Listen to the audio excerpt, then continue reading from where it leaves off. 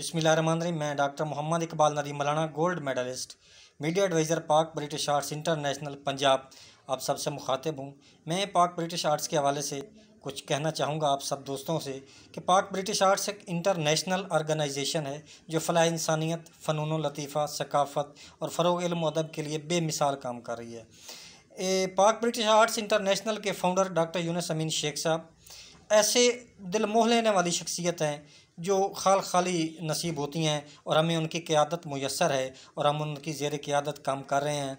उनके साथ इलियास अमीन शेख साहब एडमिन डायरेक्टर हैं और उसके बाद पाकिस्तान में पाक ब्रिटिश आर्ट्स के चेयरमैन यूनुस मतीन साहब, क्या कमाल शख्सियत हैं, बहुत ही प्यारी शख्सियत, खूबसूरत इंसान और रहमदिल इंसान है। और वो उम्र के उस हिस्से में हैं जिस हिस्से में उनको रेस्ट करना चाहिए, लेकिन वो नौजवानों से बढ़कर काम कर रहे हैं। हर वक्त हमारे राब्ते में रहना और हमें गाइडलाइन देना और प्रोग्राम्स पूरे पाकिस्तान में अरेंज करवाना, ये उनकी मिसाल मिलना मुश्किल है। मैं डॉक्टर यूनुस अमीन शेख साहब को, इलियास अमीन शेख साहब को और यूनुस मतीन साहब को खराज तहसीन पेश करता हूँ। और मैं पाक ब्रिटिश आर्ट्स और पूरी एडमिन कमेटी और सबका शुक्रिया अदा करता हूँ कि मुझे एतराफ़ फ़न अवार्ड 2021 के लिए नामज़द किया गया। और मैं ये खुशकिस्मत हूँ पीबीए का, एक तो बुनियादी रुकनों में से हूँ।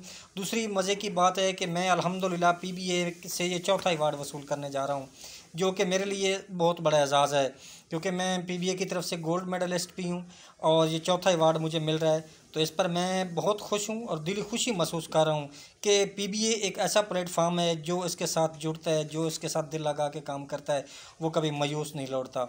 और फ़लाह इंसानियत के लिए, इल्म अदब के फ़रोग़ के लिए इंशाअल्लाह हम पीबीए के साथ अपने खून के आखिरी कतरे तक काम करते रहेंगे।